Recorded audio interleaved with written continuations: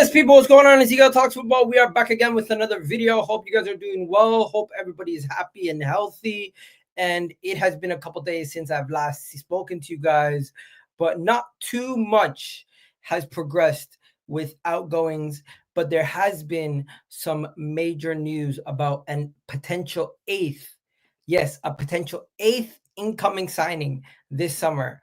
We already know about Eze potentially being our 7th incoming signing. We've already signed 6 players this window, but we've now heard of a potential 8th incoming signing. Now, before we get to the 8th incoming signing and who that could be, I need you guys to do me a favor, hit that like button, hit that subscribe button if you guys are just joining us right now, and let's get straight into the discussions around everything around Arsenal. Now, I will be going through it in chronicle order. The first thing is I'll give you guys a quick little update on Rodrygo.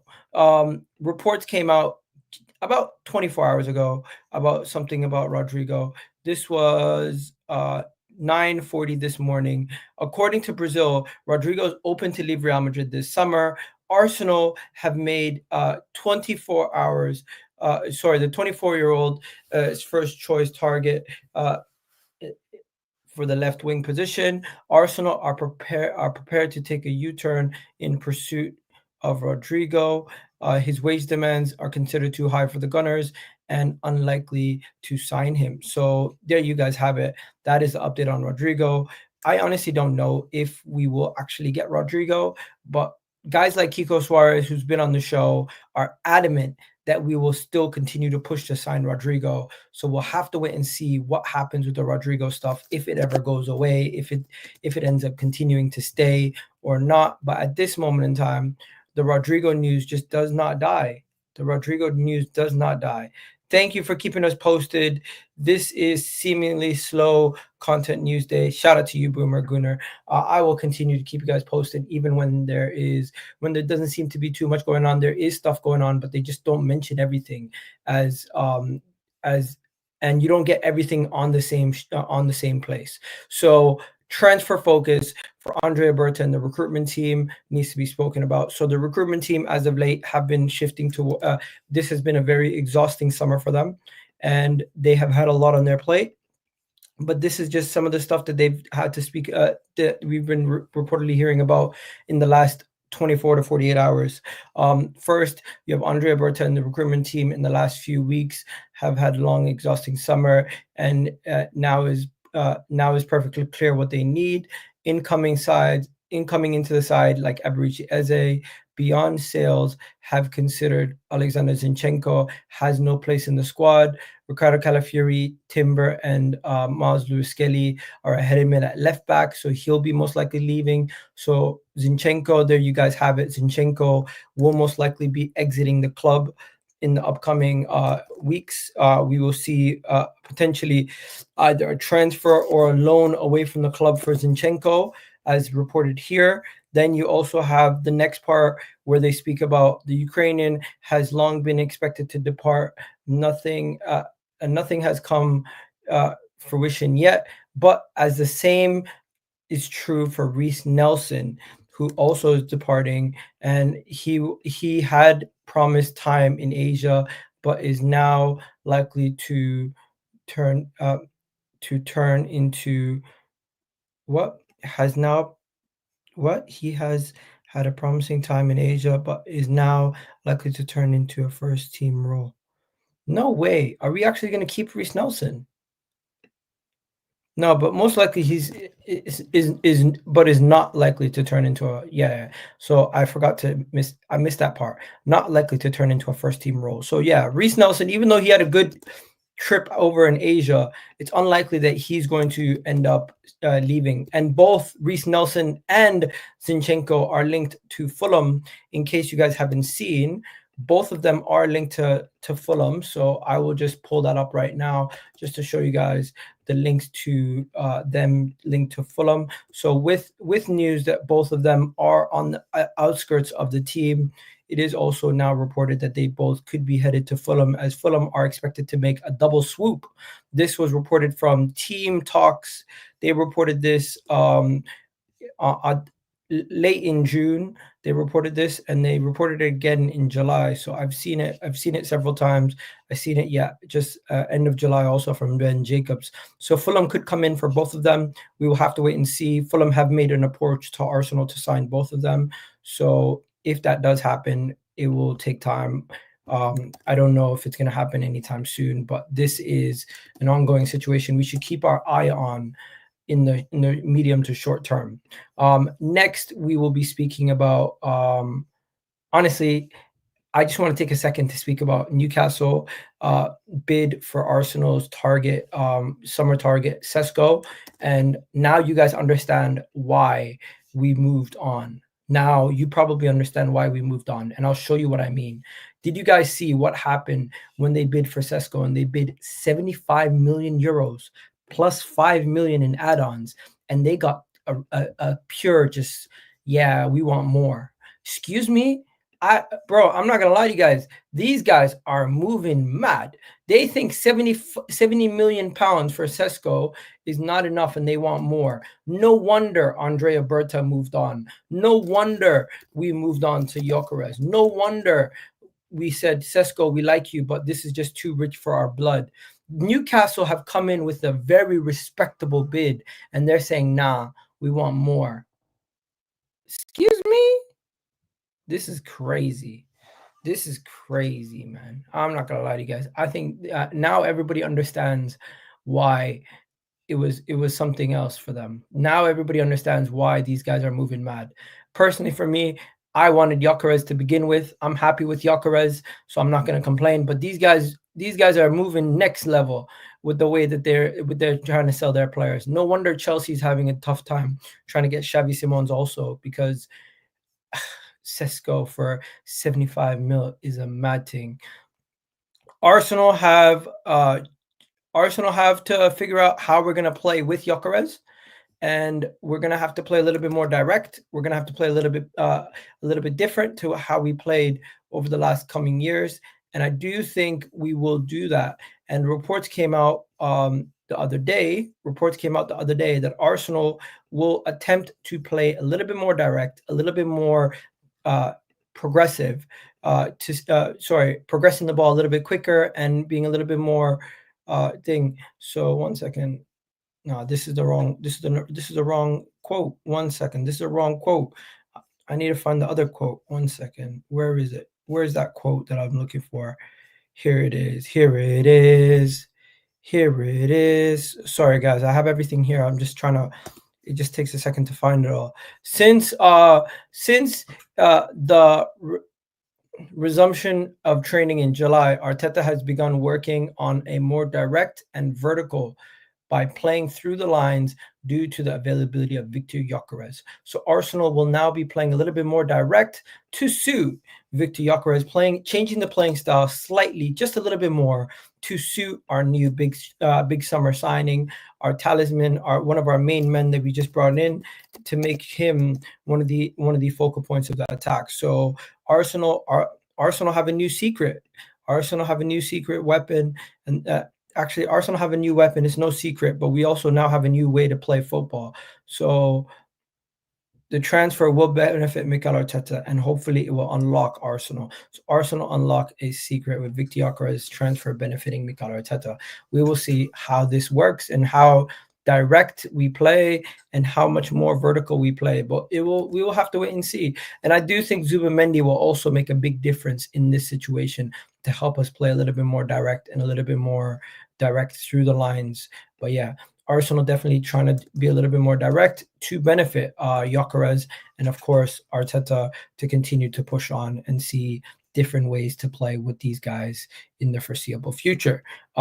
Next, what are we going to talk about? We're going to talk about none other than Eberechi Eze, as Arsenal are going to be still in talks with Eze. Arsenal are set for Eberechi Eze, and this could be a bargain transfer. I'm not going to lie to you guys. This could be a bargain for us, as we've already gotten Gyokeres in. We've gotten Christian Mosquera in. They're already in the preseason. We got 6 players. Eze is reportedly going to be our 7th player that we sign, but it is not done yet. So where is Eze? What's the latest on Eze? What's happening with the potential update on Eze, let me tell you guys before we go any further and speak about anything else. The situation with Eze is very simple. He's still at Crystal Palace. He's still training with Crystal Palace. We have not submitted a bid yet. His release clause actually does not expire until the beginning of the Premier League season. The reports that his release clause expires might not be 100% true, but there is two parts to the Eze transfer and everything around Eberechi Eze. Arsenal continue to actively go in the market and look for a signing. Eze is somebody that they want. Eze is somebody that they're interested in. We will have to wait and see how far things go. But reports coming from Transfermarkt is that Arsenal are preparing a bid. Yes, reports are Arsenal are preparing a bid. And let me pull this up for you guys. Hey, Eze is not going to be playing predominantly on the left wing, as it's reported that I see you in the chat fan zone. Ben Jacob says my expectations Arsenal are just will sign just a 10 with Eberechi Eze being the top target unless they sign a specifically left-sided winger. It feels last attack-minded reinforcements for Arsenal will be a 10. So Eze is viewed as a number 10. He's not viewed as a left winger. Arsenal do not view Eberechi Eze as a left winger. They view him more as a 10. So this goes to show you the whole situation with Eze is a little bit different. Everyone thought, oh, you're signing Eze as a left winger. You're signing Eze as a left winger. No, Eze is being signed as a number 10. And if we want a left winger, we most likely will go in and get another player to play left wing. Arsenal see him as a left winger. So Arsenal see him as a 10, not a left winger. And if we want a left winger, we will go and get another player. Most likely either like Anthony Gordon or a Rodrygo or a somebody else. We will speak about that though. But at this moment in time, Eberechi Eze is viewed as a number 10, not a left winger. So there you have it, to all the people saying Eze can't play left wing, Eze can't play left wing. Well, I think he can, but Arsenal view him as a 10 and not a left winger. Now, sorry for repeating myself multiple times, but let's get to the actual expected bid and who reported it. Who reported the expected bid? Well, it came from Football Transfer. Arsenal are set to, one second, just before we begin, let me just copy this and put this timestamp for you guys that are going to be potentially watching this on the replay. Shout out to all the people in the comment section, by the way. Please do hit the like button while you guys are here. Arsenal are preparing a £52 million bid for Eze, as reported here by Transfermarkt. Arsenal are set a total package of 52 million. 30 will be paid up front, and the installments worth 22 paid over the next 2 years. This falls short of the 68 that they wanted with the original release clause. That's 16 million less than the original price. I doubt Palace will just accept the first bid. This is the first bid. It falls short by 16 million. Most likely we will end up paying 60 million total, and maybe 30 million up front and 30 million in add-ons. 30 million over 2 years, like 15. At the end of the day, they want 68. I think if we reach the 60 or the 55, they might meet in the middle somewhere. But at this moment in time, Crystal Palace will most likely reject the first bid, and this bid will eventually be rejected. But yeah, that is the situation with that, and it is reported that the bid will be incoming very, very soon. Arsenal also reportedly speaking about, breaking news, Chelsea confirmed Jorrel Hato signing for 37 million just now. Shout out to Chelsea. They get their man. Jorrel Hato is a quality player, and that's basically their timber. Somebody who comes in and can play multiple positions for them, cover a lot of ground for them in that back line. And he's somebody who Arsenal were linked to, and Arsenal are always seem to be linked to defenders, which we will speak about in today's video. But yeah, Jorrel Hato was a defender we were linked to. He's going for around 37 million. Great signing for Chelsea, if I don't say so myself. That's their 9th signing of the window for Chelsea. Crazy how many signings Chelsea have made. We're trying to catch up.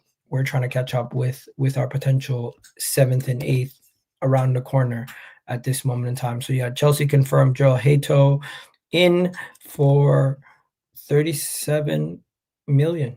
Not bad to say so myself.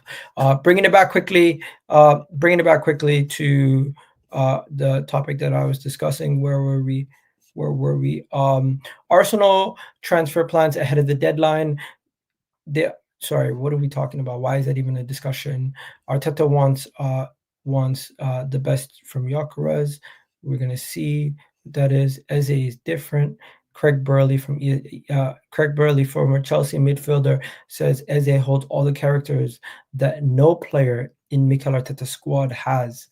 Interesting. Some people are really scared if we get Eze. There's multiple clubs who actually want Jesus. There is multiple clubs that actually want Jesus, and this is very interesting. Would you guys sell Jesus? Let me know. Would you guys sell Gabriel Jesus? And shout out to everyone in the comment section. Shout out to everybody out here. Smash the likes, people, of course. Shout out to Van Zone. Please do hit that like and subscribe. We got how many people we got? We got over 300 people just on YouTube alone, plus another 300 people on Twitter. We got over 800 people in the building right now. Shout out to all you guys. Let's go to the next topic. Next topic is Gabriel Jesus. Every club is linked with Jesus. There's a lot of clubs linked with Jesus, and the source of this article is not the most reliable, but we'll run through it anyways because Jesus has been linked to a plethora of clubs. Some of the clubs are Palmeiras, Flamengo, and he has said he does not want to go to Brazil. He's linked to Newcastle, and he's linked to Tottenham, AC Milan, Inter Milan, and Barcelona. Barcelona don't have the money unless it's just a pure loan. Inter Milan, AC Milan, I don't know if they have the money either. Tottenham, never going to happen. Arsenal's not going to sell a player to Tottenham. And Newcastle with the Alexander Isak money, come get Jesus. But the problem is his injury history is quite bad. Now, he did leave Manchester City for 45 million recently. So how much would somebody actually pay Arsenal for him? I don't know. What I would say is, though, if we were able to get a fee for him, this would massively boost our chances of getting a fourth attacker this window. If we include Eze, Madueke, and Gyokeres, we could potentially bring in another attacker on top of that. Dare I say it? Rodrygo could be, but we have to wait and see. But yeah, if I'm Arsenal, I would not try to I would try to get him out of the Premier League to either AC Milan or Inter Milan or Barcelona, whoever can pay his wages or at least give us some sort of transfer fee or loan fee, whatever it is. Just get him off the books, get him out of here. And because I don't think he's going to have a place in the squad, and there's no guarantee he's even going to be fit. And with the World Cup year, he's going to want to play football. So let him go to pastures new for now. Next, we have Arsenal. I don't know where I see these reports, but Arsenal have made an approach for Fermin Lopez from Barcelona early in the summer, but may revisit if a bid for Eze falls through. That's interesting. I haven't heard anything about this until now. I don't know how reliable this is either. This is being reported by Football Fancast. It's not the most reliable source, so we're going to have to wait and see. But at this moment in time, they're saying that Arsenal could go for... very interesting. I don't know too much about this guy. Anybody who watches Barcelona, let me know how good he is. But it seems like a young up-and-coming midfielder who Chelsea and Manchester United have previously also been linked to. So let's wait and see what happens. More reports on him being linked to Arsenal. Hansi Flick's stance on if you get rid of him. And then, so now let's get on to the defenders. What's going on with the defense? Why are we talking about potential defenders coming in and out? Well, Fabrizio Romano absolutely gave us a bombshell today, dropping a bomb on us and telling us that, hey, something big is coming. And I did not see this happening. I did not see any reports about Arsenal doing stuff, but let's wait and see. This is what it is. Reportedly, Kiwior, where is it? Here it is. So 19 hours ago, it was reported that Kiwior, Fermin, Iga only watches the Prem. I don't watch Barcelona too often. Only times I've really watched Barcelona last season were in the Champions League and a couple times versus the big teams in Spain, Atletico Madrid and Real Madrid.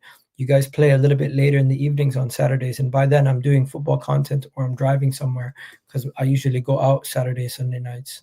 But yeah, Kiwior future remains open with several clubs keen on signing the center back. So with Kiwior potentially headed out the door, Arsenal could potentially be bringing somebody else in. And this is a very, very interesting situation, as I didn't think Kiwior was going to go anywhere. But Kiwior looks like his future could be potentially away from the football club. And if Kiwior's future is potentially away from the football club, this could mean we would get a defensive shakeup.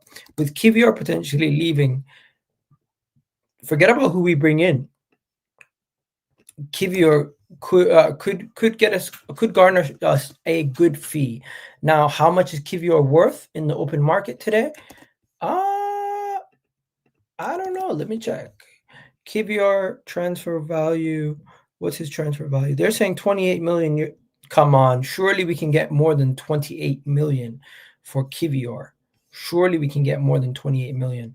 Kiwior should be at least 30 million pounds. If we can get 30 million pounds for Kiwior, and we reinvest like 15 into a defender, and then we take the other 15 and put it towards another attacker, that could help us. Plus, make sure their wages are quite low. Somebody young, up and coming, can be in it, and it could potentially work out beneficial to both parties. But the main thing that people are surprised by is that not only could Kiwior be leaving, but one out, one in. That's what's being reported, as Arsenal understand that they will then go for a prospect to replace Kiwior. Yes, a prospect. That prospect is this man here, Jérémy Jacquet. One second. How do you pronounce his name? Jérémy Jacquet. Jérémy Jacquet. There you go. I said his name. So so Arsenal are interested in the youngster Jérémy Jacquet. He's 19 years old. He is another one of those guys over there in France that everyone is saying is the next like big up and coming potential player. He plays and you know me, if I don't know what's going on, I have to go and check my scouting reports.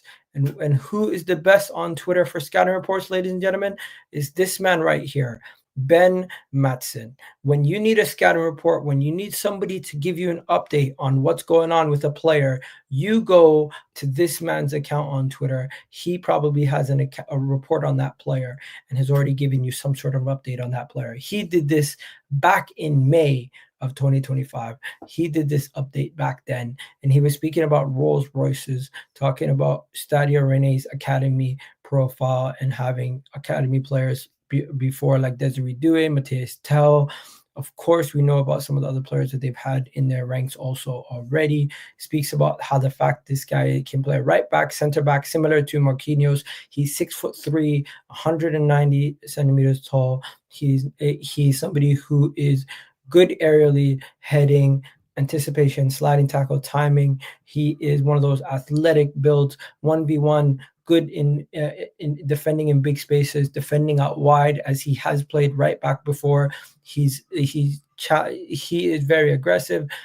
He's good on long passes. He has composure, ball carrier, and all these other things, right? So I would highly recommend you guys check out this whole thing, because he has a lot of videos showing the player's ability on the ball and the player's ability off the ball, just showing you how composed he is, what he's capable of doing, what he's able to do in tight spaces, how he's able to just intercept and take the balls off defenders quite easily. He also goes and breaks down the level of actions that he can, different actions he can make, and how effortless he is on and off the ball. He breaks down how he's physically imposing and aggressive while tackling and everything else, and strong at winning duels. That is another important thing. And he also compares him to William Saliba. Some people are even upset that Arsenal are linked to him, because they're saying he's another potential Galactico type player in the future. He is currently 19 years old, and we're collecting these guys like they're Pokemon. Instead of getting them when they're fully evolved, we're getting them now when they're at their younger age, hoping that they turn into what they can. And while we still have the likes of William Saliba in the background, and look at that, him in the right back position, helping out, getting forward and helping out attacking. He's done it before at right back, done it before at center back, helps out in set pieces as he's quite tall and he can help get some goals from set pieces also. I would highly, highly, highly recommend you guys go on X, check out this whole thread if you can. It breaks down everything you need to know about this guy. And whenever there is anything that you need to know about a player, there's no one better than this man right here, Ben Mattinson. Mattinson. There you go. That's the guy right there. That's the account you go to whenever you need to break it down. Now, it's very simple. If Kiwior leaves and we sell him for a decent amount, then we can go and bring in this guy for a reasonable fee. I don't know how much he's going to cost. Let's see how much he would potentially cost. How much are they valuing him at this moment in time? Let's see how much they are valuing him on Transfermarkt. They're valuing him at 10 million euros. So say we go and we spend 10 million, 15 million on this guy, and we sell Kiwior for 30 million pounds, 35 million pounds, right? Say we sell him for 35 million pounds. If we can sell Kiwior for 35 million pounds or 30 million pounds, then we have an extra 20 million we can invest anywhere in the attack, be it left wing, be it Eze, whatever. But we know we don't necessarily need money to invest in Eze right now, as we have the money to invest in Eze right now. That is not a problem at all. So we will have to wait and see what happens. The center back situation is not a dilemma, in my opinion. It is not something that is pressing issue, but if one goes out, one should come in, and that is just understandable, as it is pretty straightforward. One goes out, one comes in. Very simple. Update on Trossard. We're going to talk about, we already spoke about Eze, my friend. Update on Trossard. The latest on Trossard is that Brentford reportedly have made contact with Trossard's representatives and could be interested in Trossard. So if we do get Brentford interested in Trossard, we can get a good fee from Brentford for Trossard. Trossard would be a really, really good signing for Brentford, in my opinion. And if we did sell Leandro Trossard, I would be very excited about the possibility of us getting a decent fee for Trossard, even though he's a little bit older, 20 million potentially, 25 million potentially. He's on decent wages. I think we could really get something good from Trossard. Hopefully we can figure out something and somebody can agree some sort of fee for Leandro Trossard. But let's see. Reportedly, Newcastle are going to get Weisa. If Newcastle go for Weisa, and also Mbeumo has already left, we could get Leandro Trossard. Brentford could come in for Leandro Trossard. Let's see what happens. He's still currently under contract. We would have to wait and see what happens. But for now, that is a very, very interesting situation, might I say the least. There is a weird situation with Lookman. I don't know if you guys see it. Ademola Lookman is being reported that he is potentially on his way out and has handed in a transfer request at Atlanta. Yeah, so Lookman, who won the Europa League with Atlanta, is now handed in a transfer request, and Arsenal were previously interested in him. Andrea Berta has previously spoken about Lookman, reportedly, so we will have to wait and see what happens. Will this be another transfer that we could end up pulling off? Could this be one of our next transfers? That would be our 9th transfer if we pulled this off. But I don't think Lookman is one of our priorities. I don't think Lookman is a priority for Arsenal. I don't think Lookman is the type of player that they want. I think they want somebody who's a little bit faster and somebody who's who has a little bit more Premier League experience at the top level where they've performed. Maybe go and get somebody like an Eze and Anthony Gordon, as we have been linked to those two. But Ademola Lookman is a very interesting situation because he had handed in a transfer request. Could this push a move to Arsenal? Arsenal have been interested in the past. I don't know. I just think it's unlikely that Arsenal go for Lookman. Personally, my thoughts on Lookman are that he's a good player, but I wouldn't take the risk on Lookman. I would rather go and get a higher caliber left winger if we were going to get one, or somebody who's more Premier League proven like Anthony Gordon, or somebody like Rafael Leao or Rodrygo. I just think there's better options out there than Lookman personally.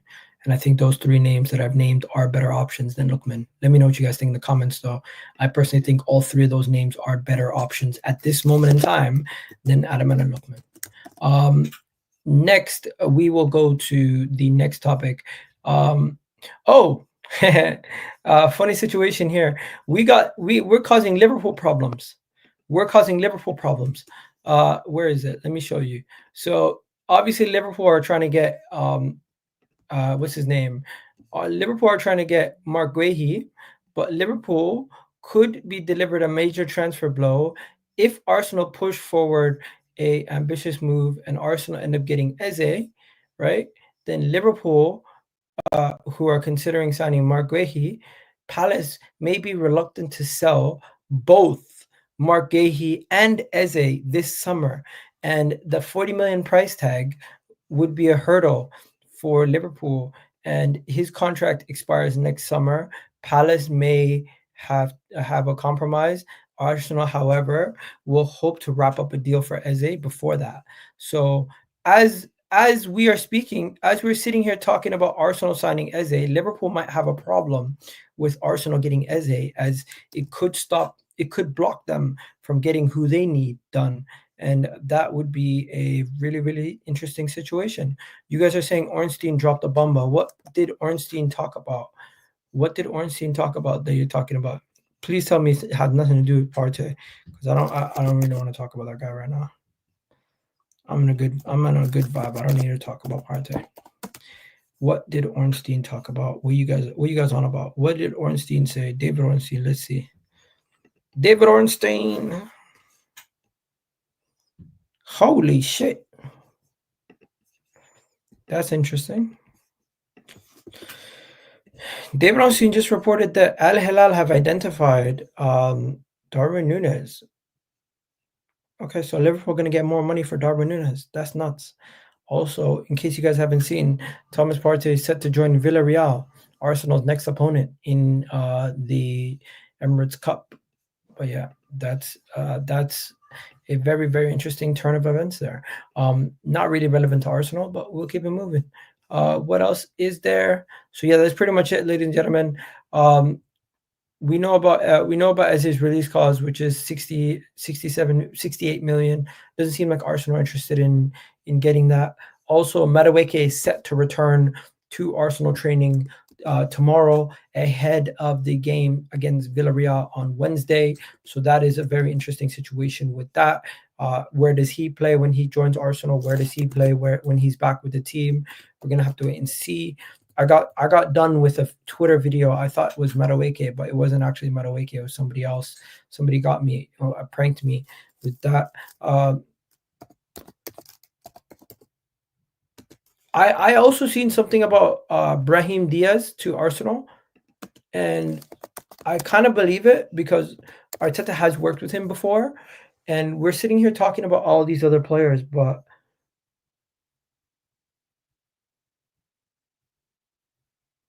oh shit. Okay, yeah. So Brahim Diaz is not happening. Forget about that. Sorry, I spoke about that. So Brahim Diaz confirmed has accepted all his conditions to his new contract and has renewed. It is almost done, and he only wants Real Madrid. So Brahim Diaz is staying at Real Madrid. He's not going nowhere. So yeah, you guys can forget about that. I spoke too soon. Arsenal are interested in Real Madrid star Brahim Diaz, same way they are Rodrygo. But yeah, that's done. He's not going nowhere. It was unlikely to begin with, but yeah, it's just now it's confirmed, it's done. He's going to be signing a new deal. So yeah, forget about that. That is not going to go nowhere. But yeah, that's pretty much it, ladies and gentlemen. Is there anything else that we need to discuss today that I've missed? I'm just going to go through it. Rob Holding has joined the Colorado Rapids.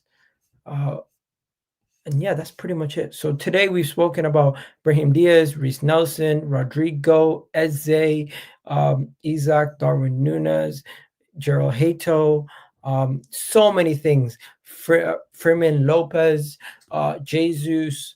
There's just so much that we've discussed, and I put timestamps for anybody who's watching this on the playback, so you have timestamps of each topic and each discussion. Overall, let me know what you guys think. Do you think it's a good idea to sell Kiwior? Do you think we should keep Kiwior? Oh, sorry, somebody's calling me. Anyways, I'm gonna wrap it up here, guys. You guys have yourselves a wonderful, wonderful day. I'll catch you guys on the next video. You guys already know what it is. For God's sakes, somebody keeps calling me. I'm gonna wrap it up here, guys. You guys have yourselves a wonderful day. I need to go before this guy calls me one more time. I'll catch you guys on the next video. Love for the love people. Go over to the guy's channel right now. I'm gonna send you over to Mr. Waffle. It's his he's a up and coming Arsenal YouTuber. He needs as much support as he can get. Go show him some love and support, guys. And we'll catch you guys on the next video. You already know what it is. Eagle Talks Football. We're out of here, people. Catch you guys in the next one, and peace.